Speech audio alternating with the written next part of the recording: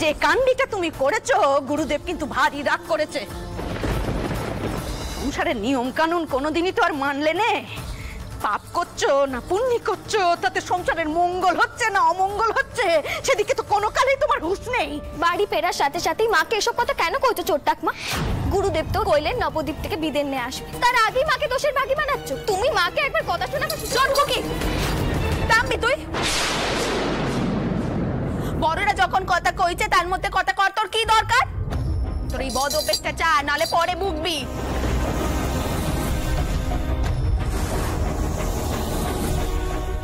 ছোট্টাক মা, তুমি কিছু মনে করো নে, ওকে মাফ করে দাও।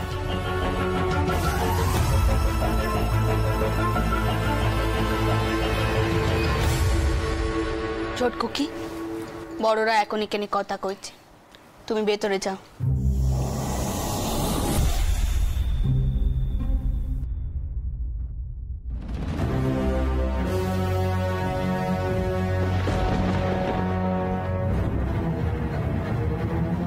মাধব। হ্যাঁ বড় মা। তুইও ভেতরে যা, একটু বিশ্রাম নে। তোর ওপর দিয়ে যা দখল গেল।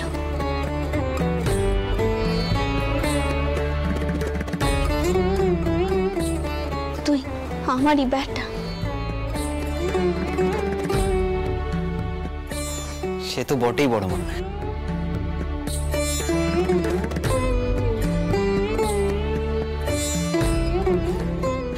আমি তো তোমারই ছেলে, এও কি বলার বিষয়?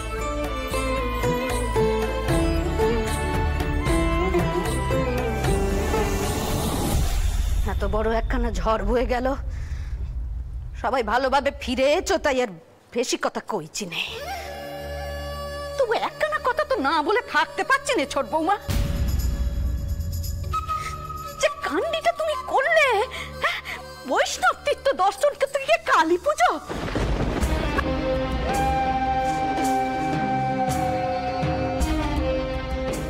তারপরেও ভাবছো সংসারে কোনো সর্বনাশ হবে না। এখনকার মতো বিপদ কেটে গেছে ঠিকই, কিন্তু দেখে নিও একখানা না একখানা খেতে ঠিক হবেই। এই বুড়ির কথা বাসি হলে আজ নয় কাল টের পাবে, কিছু মনে করো নে।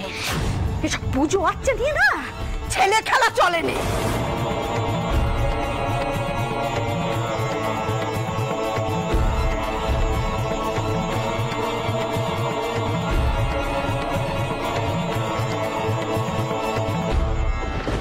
গুরুদেব কিন্তু খুব অসন্তুষ্ট হয়েছে মা, আর সেই দেখে ছোট্টাক মা খুব ভয় পেয়ে গেছিল। আচ্ছা তোমার যখন কালী পুজো করার এতটা ইচ্ছে, একবার নখ পাঠিয়ে গুরুদেবকে শুধোতে পারতে না?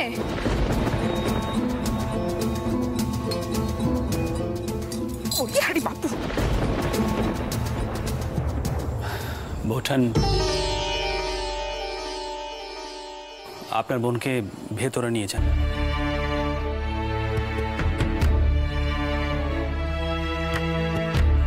বাড়িতে এসেই তো এতগুলো কথা শুনতে হলো।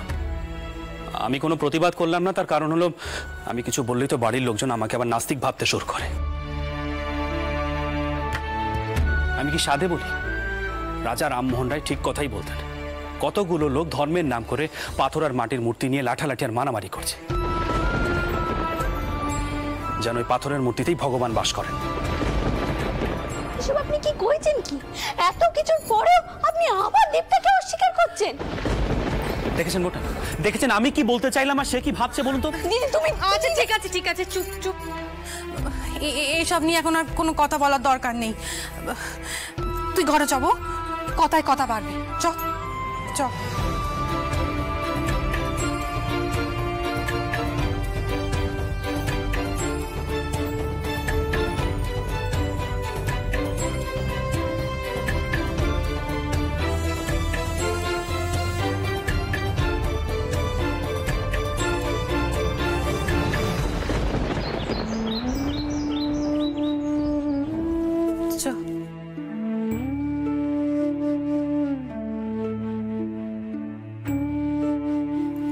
বস, এখানে বস। আগে কাপড় চোপড় ছাড়, একটু বিশ্রাম নে। আমি বরং তোর জন্য একটু মিছরির পানা করে নিয়ে আসি। দিদি তো ঠিক আছে, যা ধকল গেল তোর, আমি এসে সব শুনছি, কেমন? বস তুই।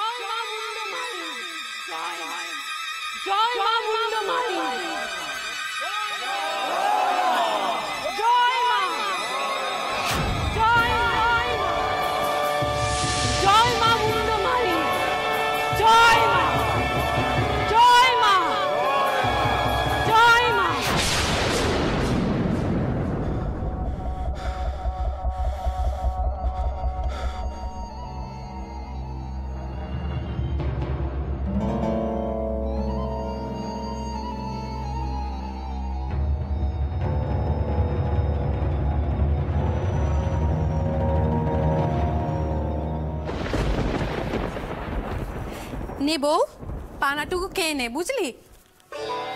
ও মা, ঘরে নেই? আসুক তবে, হাত পা ধুয়ে আমি ততক্ষণ একটু বসি। তুমিও এসে গেছো ঠাকুরপো, তোমার জন্য পানা এনেছিলুম, দিই আমি। জানেন বৌঠান, রানীকে অনেক কষ্ট করে ফেরত পেয়েছি। মথুরকে যে ফিরিয়ে আনতে পারবো ভাবতেই পারিনি। ও তো বাঁচার কথাই ছিল না। বৌঠান জানেন, রানীর বিশ্বাসের জোরে কি যেন একটা হলো, মথুরকে ফেরত পেলাম। আমি নিজের চোখে না দেখলে হয়তো বিশ্বাসই করতাম না। ফিরে পেয়েছো, এই না কত। ঠাকুর কি পা করেছেন? বৌঠান, এই ঠাকুরকে নিয়েই তো যত বিতর্ক। কোন ঠাকুরকে কে পুজো করবে তা নিয়ে কেন তর্ক হবে বলুন তো? আমার কাছে ভগবান নিরাকার, তিনি তো সর্বত্র আছেন। রামমোহন বাবু একই কথা বলতেন, ভগবান নিরাকার, মূর্তি প্রতীকী মাত্র।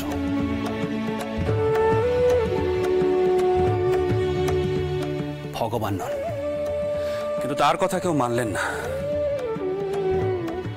মূর্তি দেবতা, আমরা মূর্তিকেই দেবতা জ্ঞানে পুজো করি। বিপদে পড়লে আমরা তার কাছে ছুটে যাই।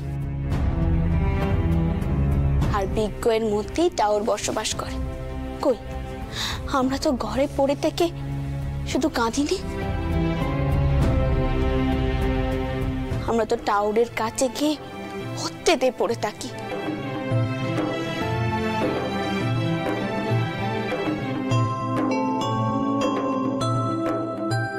বউ, এইসব নিয়ে তক্ক বিতক্ক পরে হবে কোন। তুই আগে পানাটুকু কা দেখি, আর একটু বিশ্রাম কর। এটা খেলে শরীরের ক্লান্তিটুকু দূর হবে, বুঝলি? ঠাকুরপো, তুমিও খাও না।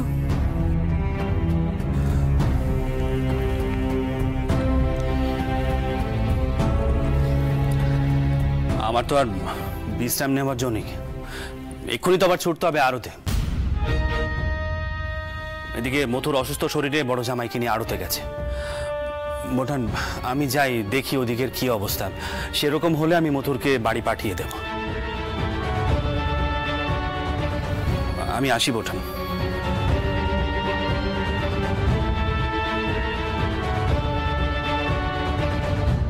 দেখলে তো দিদি, উনি কিন্তু কথা বাড়ালেননি। উনি এখনো মন থেকে মেনে নিতে পারেননি যে বিজ্ঞের মধ্যেই টাওর বসবাস করে।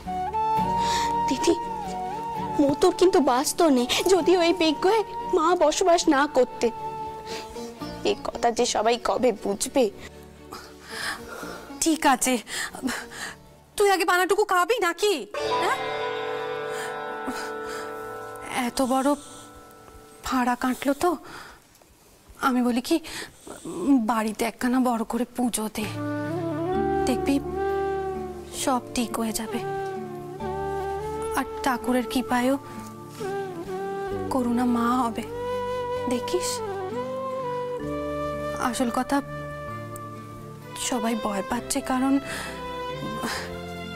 একখানা মানত করে তো বাড়ি থেকে বেরিয়েছিলি, আর সেটা শেষ না করে ফিরে এলি। তাই দিদি, আমি যে সবকিছু মায়ের উপরেই ছেড়ে দিয়েছি। তিনি যা ভালো বুঝবেন তাই করবেন, তাও যা করেন মঙ্গলের জন্যই করেন। আমি তো আমার ভক্তি দিয়ে পুজো দিয়েছি। এখন দেখি এই দম্মের বেদাভেদ নিয়ে তিনি কি উত্তর দেন।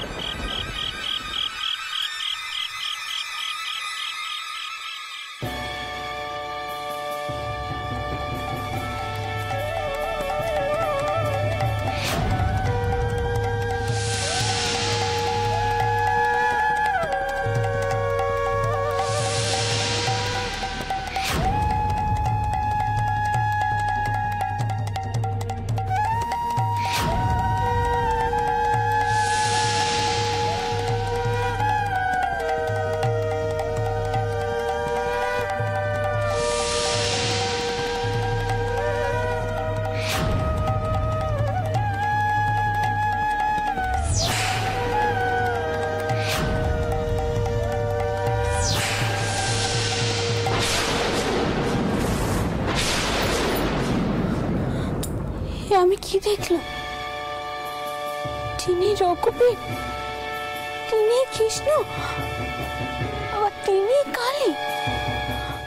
তাও আমি তোমার কাছে উত্তর চেয়েছিলাম, আর তুমি আমায় এই উত্তর দিলে।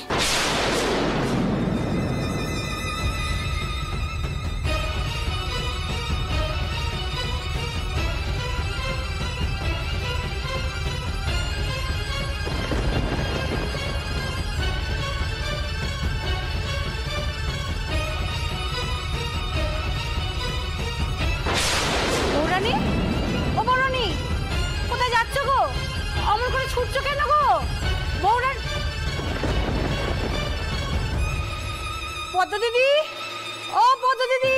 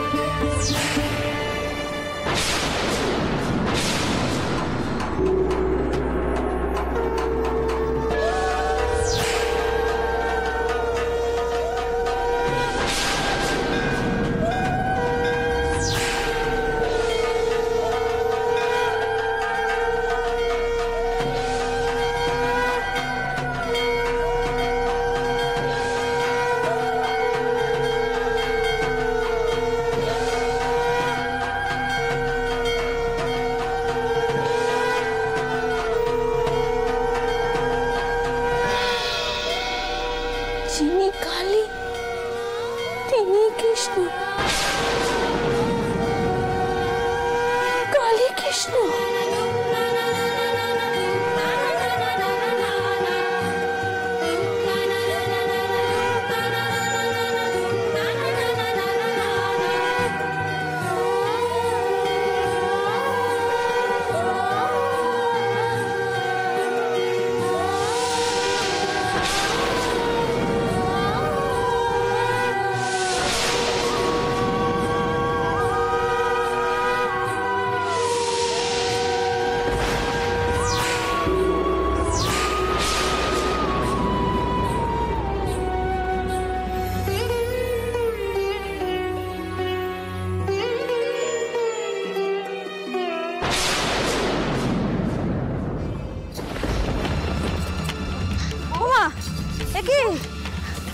তোর? বউ চোখ খোল। ছোট খুকি একটু জল নিয়ে আনো। ও ছোট বৌমা, কি সপনেশ হলো? কি সপনেশ হলো? দাও দাও দাও, মুখে জলের ছিটে দাও।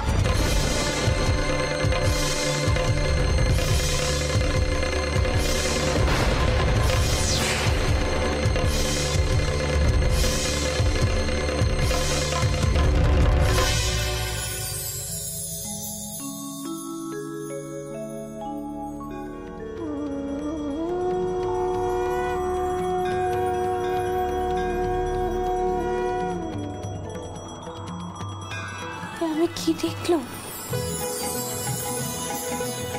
কি অপরূপ রূপ! আমি সার বুঝে গেছি। ভর যে আর পেতাপের তাকেনি, আর পেতাপের তাকেনি।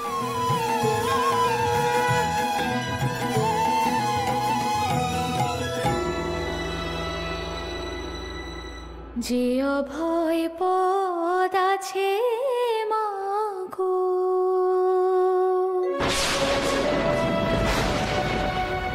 যে অভয় পদ আছে মাগো তোমার চরণ তলে, সেই অভয় রূপ বদলে আছে রঘুবীরের মাঝে। দেখা না দেখায় মিশে আছে চোখের জলে, অভয় পদ আছে যে গো সবার চরণ তলে।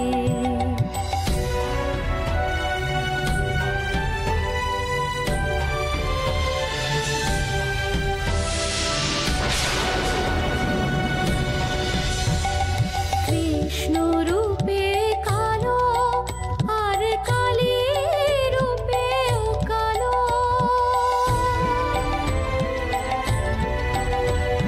কৃষ্ণ রূপে কালো আর কালী রূপে কালো, সেই কালোর পূজার সাধন ঘরে জলে জ্ঞানের আলো। হৃদয় মাঝে পাবে যদি খোঁজো যতন করে, ভুল যদি না করো তুমি রূপের প্রকার ছলে, অভয় পদ আছে যে গো সবার চরণ তলে।